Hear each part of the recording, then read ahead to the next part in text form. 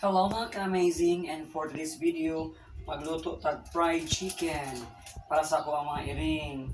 Kaya nagka-attitude na sila mga ka-amazing, isa mga obdyan itong isda, level up ng buhay. Fried chicken, that's why ni-prep 1 kilo nga chicken, kompletuhon, para sa akong mga alaga ka mga iring. Ito na o, parang duha.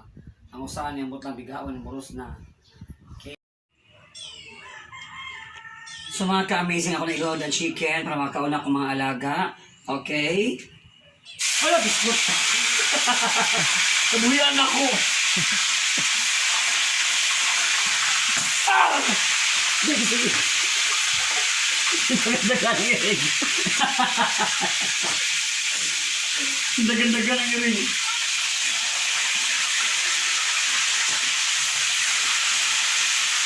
Yan, hindi kaso mga ka-amazing. Kung magbuhi ang iring ng mga abisyosa.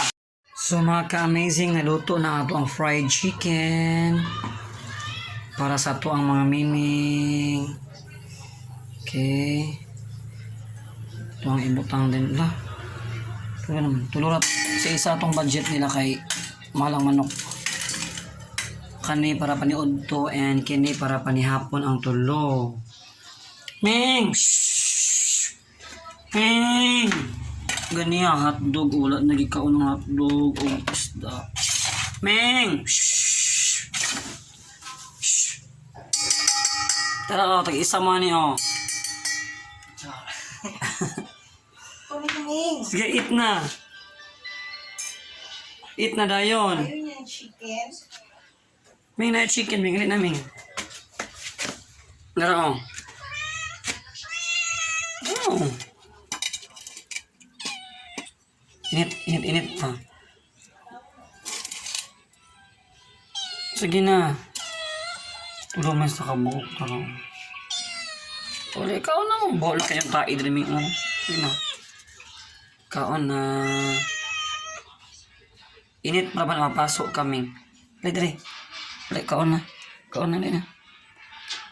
Ay, chicken eh. Sige na. Eat na mo.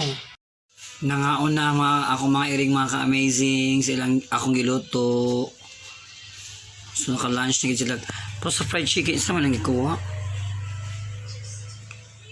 Ganyan wala ikaw na ba itong isda kung ikaw na po. Isa rin ko sa fried chicken. Enjoy eating mga miming. Baka busog mo ha. Okay, bye for now.